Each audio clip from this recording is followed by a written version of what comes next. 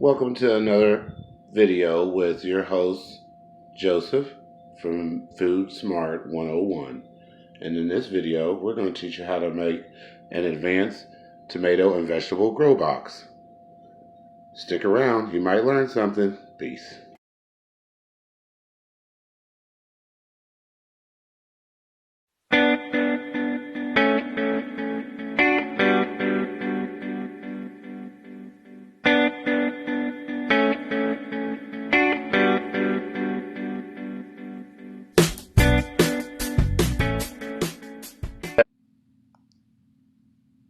All right, good evening, my fellow gardeners.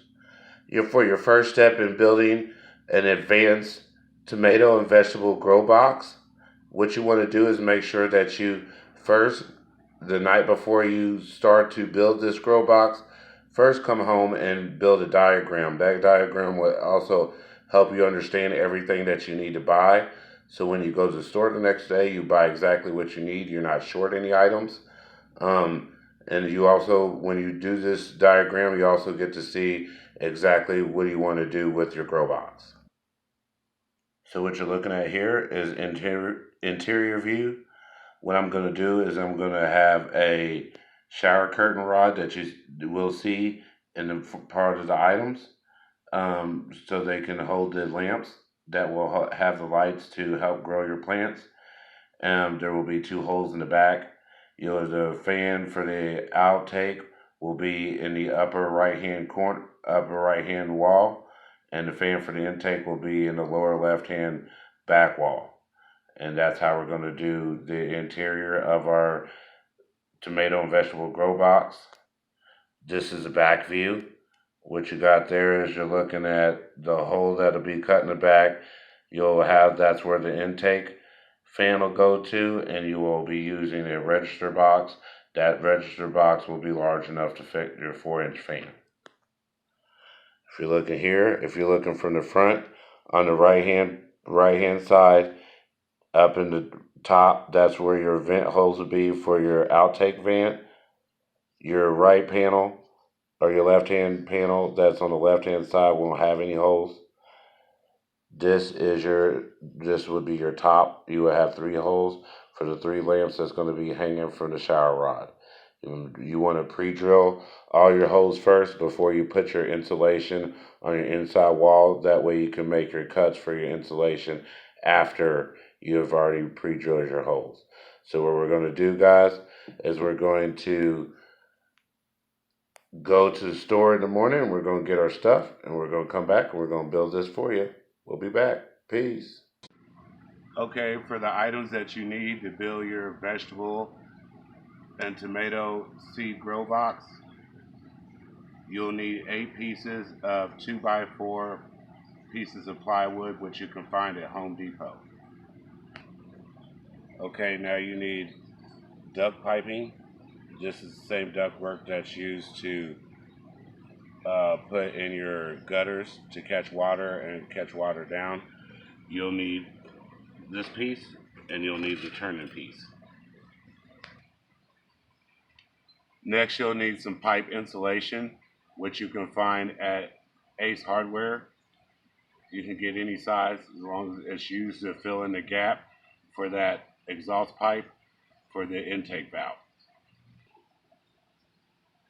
Next thing you need is survival blanket.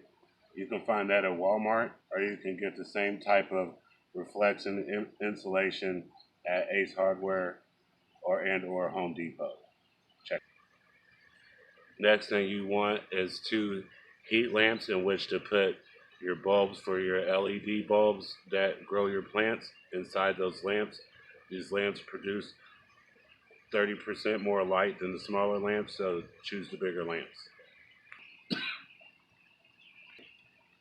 Next thing you need is a shower curtain rod. Find anywhere, Walmart, Ace Hardware, Home Depot, any kind of home appliance store. Next thing you need is 2 fans. These will be your intake fans, outtake fans to put in your grow box. Get it at Walmart. Next thing you need is a plug-in timer so you can make sure that your lights have a timed light to go on and off as you please. And this is all the hardware that you'll need to start your job. All these pieces of hardware you can find at Home Depot. This drill bit right here is a 5 and 32 inch drill bit. An essential item you need is a humidity monitor, so you can monitor the humidity inside your tomato and vegetable seed grow box. And you also want to make sure that you have a thermometer so you can monitor the temperature inside your tomato and vegetable seed advanced grow box. And the only big power tool that you need is a Black & Decker power drill.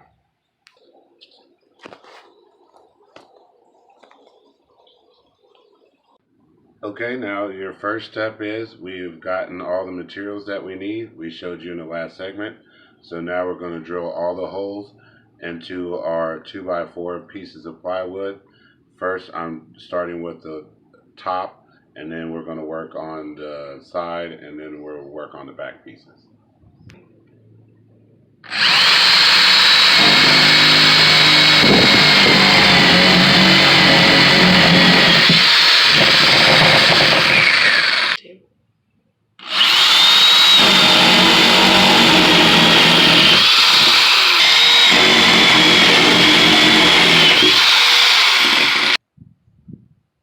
Okay, now we're working on the right hand side panel that is going to have the exhaust fan. So you want to mark where the exhaust fan is going to be and then drill holes accordingly so you can have holes for that airflow to go in and out, or out in this take because it's outtake.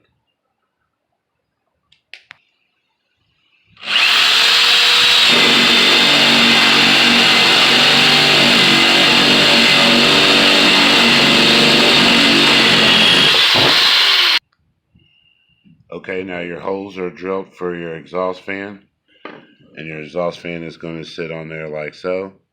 I already pre-put 2 dots, as this is where I'm going to put 2 nails from here, and that's how I'm going to hang the exhaust so it sits still. It's just going to hang from those 2 nails, so I can easily take it on and off. So that's the 2 spots the nails will go. Now I'm drilling the holes for your cords that's going to come through the bottom, or your aerator tubes that'll come through the bottom of the back walls. I have stacked 2 of these 2x4 plywoods together exactly right on top of each other so I can cut work by just making 1 hole. Okay, so we got our holes pre-drilled in the bottom for the 2 backboards, and then we got our hole pre-drilled for our right side panel for the fan, and we got all 3 of our holes drilled for the top. Now we're going to put the insulation on. We'll be back. Okay, your next step is you want to cut out your rectangles for your insulation for your interior wall. So each survival blanket, you should be able to get 3 sheets. When you cut your sheets, make sure that you cut enough so it overlaps. So you want the inside pieces to overlap each other inside the wall.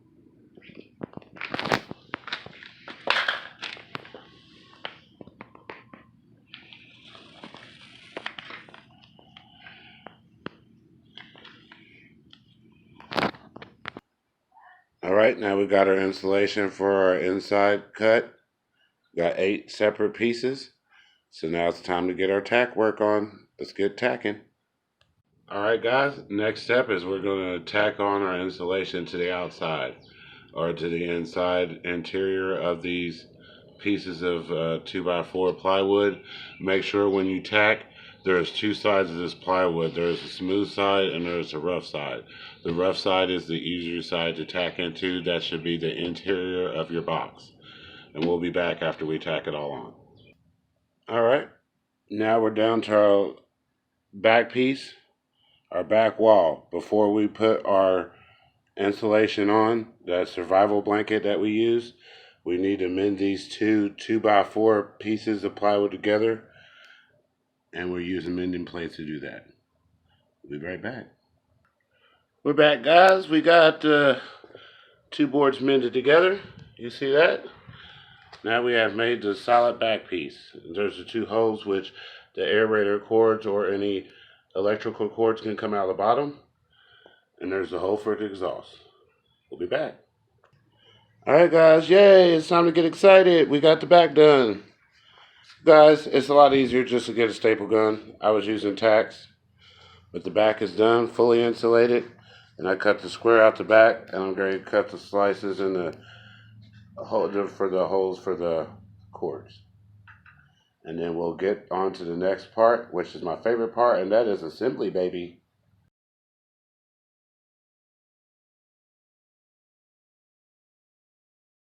Now for our final step, the box is built. We're going to flex seal this baby. Check it out. We'll be back. Alright, we flex sealed it. Flex sealed it the best we could. There's still going to be some little gaps in it because, of course, when you get it from a hardware store, they do not cut it perfect, so you won't get perfect rectangles. But we're going to try to find some kind of seal to put over the door. That way we can close that gap, and for the most part, all the gaps will be closed up. That's the biggest gap that we have. Once we get a little stripping on there, we'll close that up. And that, my friend, is how you make a tomato and vegetable seed starting box, or a more advanced for your advanced plants that are medium size. It's a nice, it is basically 2x4x2, or actually 4x2x2, so, or 4x2x4, that's how we should say it. 4 feet long, 4 feet tall, and 2 foot wide. And that's the grow box. And the next thing we gotta do is put the electrical in. We'll put that in tonight and turn on the lights, and we'll show you what it looks like. Thanks for watching the video. Stick around to see what it looks like in the dark with the electrical in. Peace. Alright guys, good evening. What you're looking at is we're in the room. Got the box burned in the room. Those are 2 buckets that we will do videos on. It is my version of an Octopot bucket with a combo of a DWC, deep water culture. We're going to grow some plants in here, so let's check it out. First of all, guys, here's the intake valve that we built. Plugging this in the wall, going to see if it works. Y'all hear that? That's a working fan. Let's move on to the next one. I don't know if y'all can hear that, but that's the fan on the outside. Now what I like to do is turn off the lights, and that way we can see where all the leaks are. There you go, guys. It's in the dark. You can see the light coming out of where the exhaust is. It's the light coming out of the top. We will seal that up with tape now that we got the cords already wired through. And let's open it up and show y'all inside. There you go, guys. It's inside a box that is 4 foot long, 2 foot wide, and 4 foot high. I can put 3 lights in here, which I will add a 3rd one when I need it. Has a temperature gauge in here. Also has a humidity gauge. There's my outtake fan.